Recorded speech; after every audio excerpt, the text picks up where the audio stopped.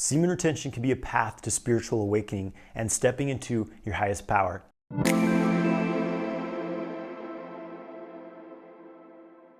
Hey guys, I'm Jonathan White. I'm here to help you master your sexual energy so you can magnetize your ideal life. If you're interested in learning more about sexual mastery, make sure you subscribe to my channel and hit the bell icon to stay notified when I release new videos. Make sure you grab my free ejaculation control guide. There's a link in the video description below. So semen retention can be a path to spiritual awakening. Most men on this planet right now are part of a control system. We could say they're victims of a control system. They're buying into a control system and they're slaves. The porn industry was created to enslave humanity, quite frankly. When you look at the massive amounts of porn addiction in the world, I mean, it's socially normalized to be a porn addict. It's even encouraged, right? I remember in high school and, different jobs I used to be at, coworkers and friends would be like, oh, what kind of porn do you like?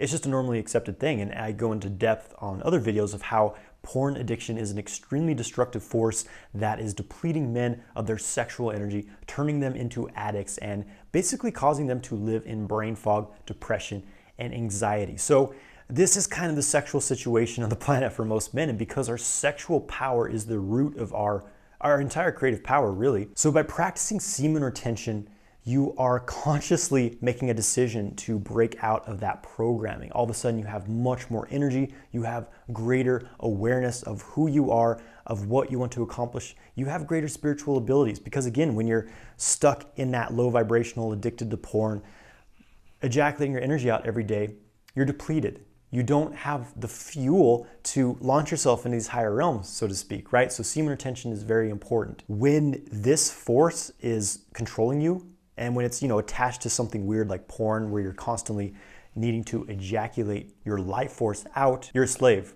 You are living in depletion and you will never be connected to your highest path. And this has been set in place this way. The rabbit hole goes very deep. We are in the matrix. This planet is a control planet, If you've never studied esoteric history, it can be quite mind-blowing to the degree of systematic control that's happening on this planet. And it's not easy to see when you've been conditioned into it. You've been conditioned through your schooling, from your parents, from society, from your teachers, from politicians, to accept the world that we live in today as being normal because it's the only thing we know, right? Well, when you start to study, again, esoteric history, when you start to go down the rabbit hole, you see that things have been controlled by dark forces, to say the least, for hundreds, maybe thousands of years. So when I began my sort of journey of awakening, in my late teenage years, my early 20s, I started getting very curious about, okay, what's really going on in the world? I started learning about the fact that, an elite group of people control the entire planet. They control us through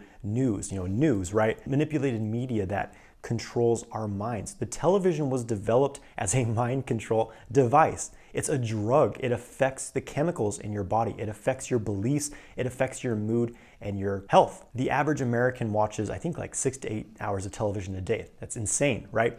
So we're hooked up into this device that's feeding us information like a drug, telling us what to think, what to believe, how to feel, bombarding us with violent images, all these horrific things that are just coming through us through the television, and you're just wired into that all day. Our food is being systematically poisoned. Genetically modified foods, pesticides, toxic chemicals that are sprayed on foods. I grew up on a large-scale commercial farm and I saw how much chemicals are dumped in the food and people are eating this, right? Our food's being poisoned, our water is being poisoned. Here in the US, water is fluoridated in most cities. Fluoride is a neurotoxin. It used to be a rat poison. It's also one of the main ingredients in, I think it's either Zoloft or Prozac. Fluoride causes aluminum to build up in the brain. It lowers your energy. It lowers your ability to think for yourself. It lowers your ability to take action, to feel motivated. So basically, if you want to control a population, it seems like fluoridating their water is a good idea, right? Isn't this a little bit sketchy? They first did this in Nazi concentration camps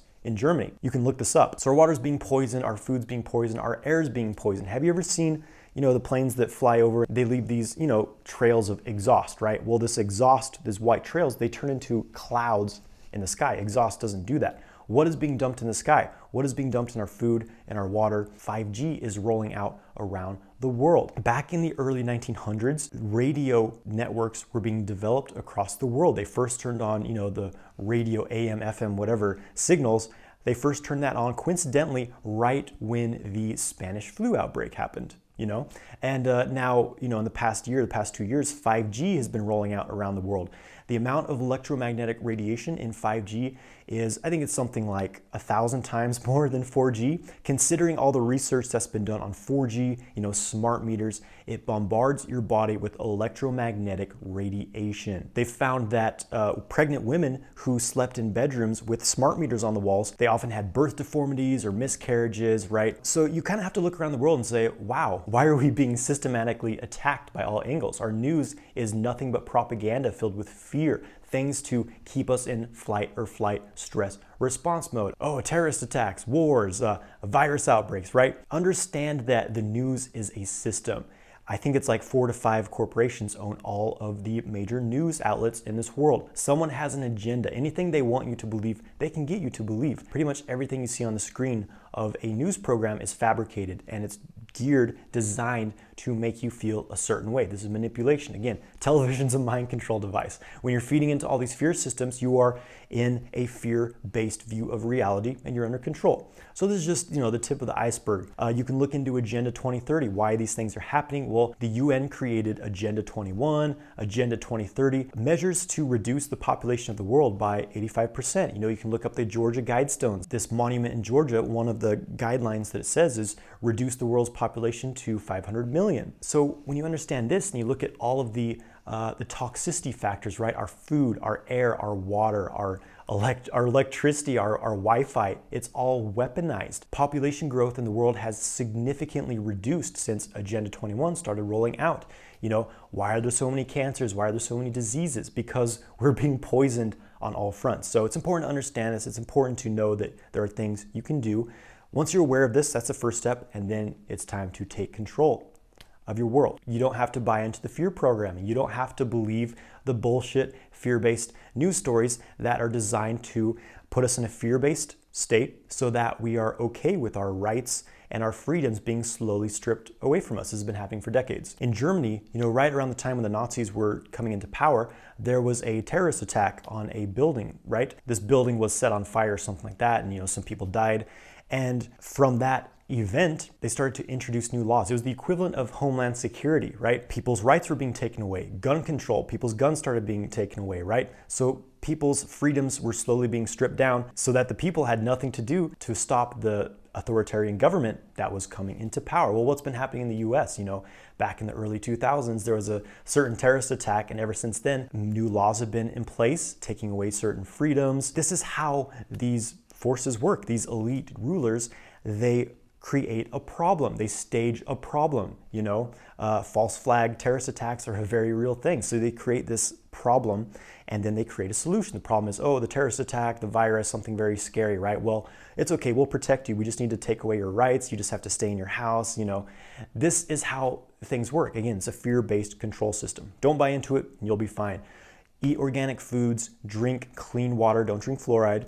Get out in nature, have some fresh air, do meditation, do qigong, do yoga, and you will be just fine. So how did we get into this very dark situation in the world? Well, again, getting back into esoteric history, everything we've learned in school, pretty much everything was a lie, was fabricated, or at least very distorted in many ways. Let's take, for example, the human creation story. You know, we all grew up going to science classes learning, oh, we evolved from apes. You know, we're just glorified monkeys, right?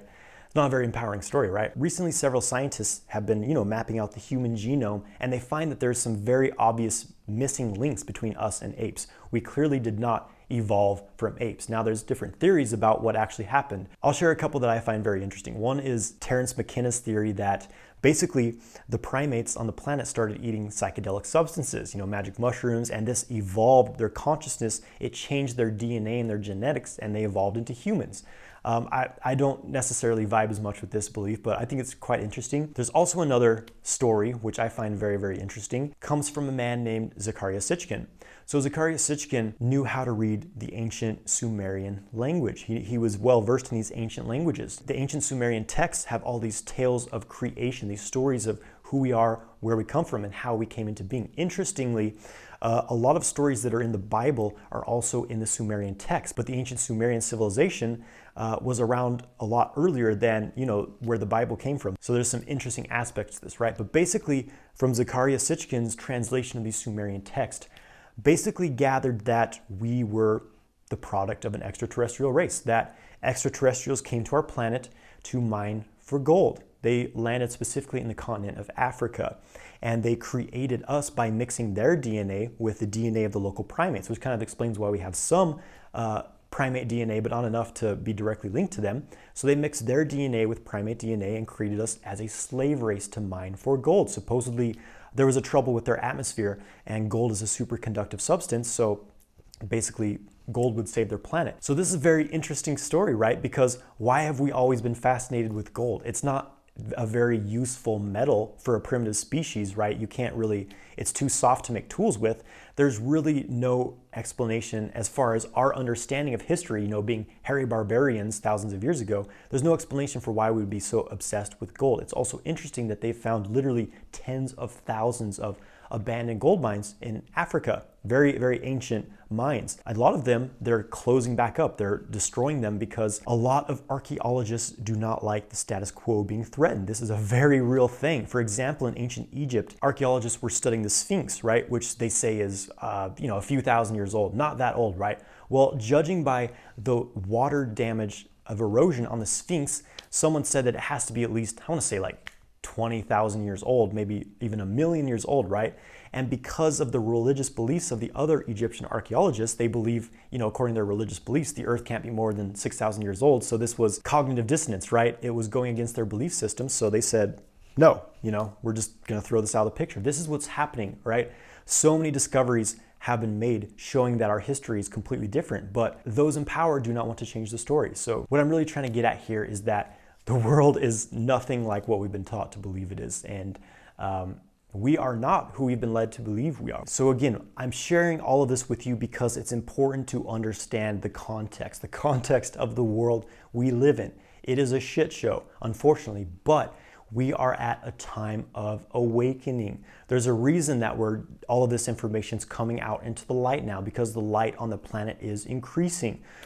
We are entering into a time of awakening. This has been prophesied by many, many traditions. The time that we are in right now is a major transformation time. So much as the earth moves around the sun and we have our seasons, there's also greater seasons, we could say, as our solar system moves around the galaxy, right? Just as there's day and night, our consciousness also has day and night. We are just now emerging out of a night cycle. We are waking up. We are at the break of dawn. The light is coming in and it's exposing all of the shadows. We are waking up as a species. A large portion of our DNA, scientists, they don't know what it does. They don't understand what it does. They call it junk DNA, but this is our dormant DNA. We are psychically, energetically, very powerful beings. We are fully activated beings. We're not just monkeys, running around trying to hump each other. We have powerful psychic, spiritual abilities. If you've studied yoga, you've studied ancient traditions,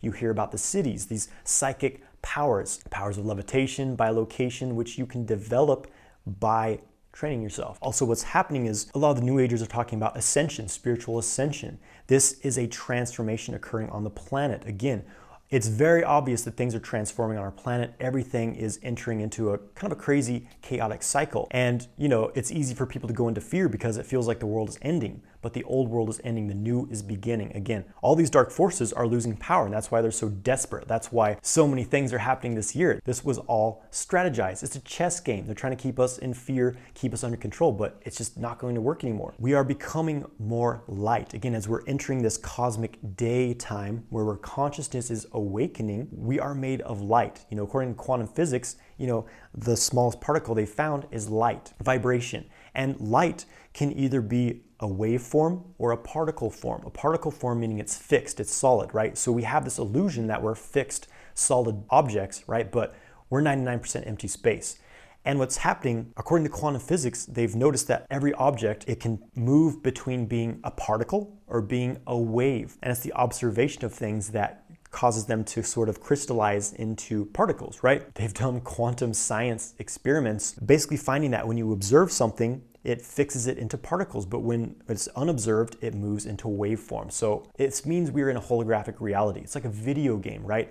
as you're moving on the screen, information is arranging into fixed forms that seems fixed. But when you move further away in the screen, they turn back into nothing. This is how our reality is. It's the act of observing reality that fixes the waveforms into particles, and it appears solid, but it's anything but solid. And we are becoming more light. Our bodies are becoming more light, meaning that we have greater power to influence our reality. Our beliefs, our focus, our actions, they all literally change our reality. And this is very empowering to us because it's only our beliefs, it's only our fears that keep us stuck where we're at. When you decide to let go of these beliefs, when you do the inner work to step into greater harmony within yourself, and you start to act out of harmony, start to act out of balance, of love, of inspiration, you start to create a heaven on earth for yourself. But when you're stuck in negative control programming, when you're sitting at home watching CNN all day, drinking beer every night, you are stuck in a lower vibrational reality. Things are a lot more rigid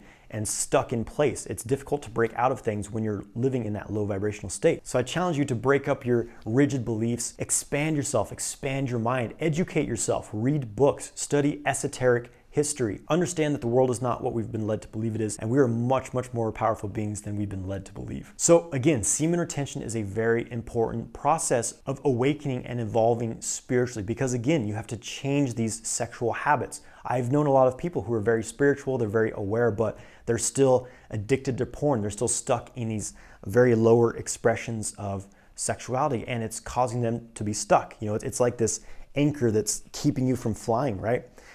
So when you get your sexual energy under control, you're able to work with it harmoniously. It becomes a fuel for your evolution, a fuel for your awakening. It improves your health, your vitality, your confidence, your drive, especially when you're meditating, when you're doing Qigong practices, breath work, opening the energy channels of your body. You become a fully activated being. This is, awakening our dormant DNA, awakening our true human genome, right? Our true capacity as the multidimensional beings we are. Sexual energy becomes the fuel for this process. This is what a lot of ancient traditions involved, was retaining the sexual essence, but that's only the beginning. Semen retention alone is not enough. You must then do the meditation practices to sort of cook that sexual energy, bringing the sexual energy up to the higher centers of the body, which amplifies and enhances their processes and helps you to achieve these, super consciousness states where you're just floating through life in a high energy, high balanced, happy, harmonious, really confident and driven states. So semen retention is such an important aspect of it when you're working with your sexuality, working with your sexual energy as a harmonious expression of yourself. Then everything becomes amplified and becomes just another tool to keep you balanced, keep you happy, harmonious, and on the journey here on this planet. All right, guys, thank you so much for watching this video. I hope that you have enjoyed it. Please subscribe to my channel, like this video, and leave a comment below. Have you found semen retention to be beneficial in your spiritual awakening? I'd love to hear. Have a great day, my friends.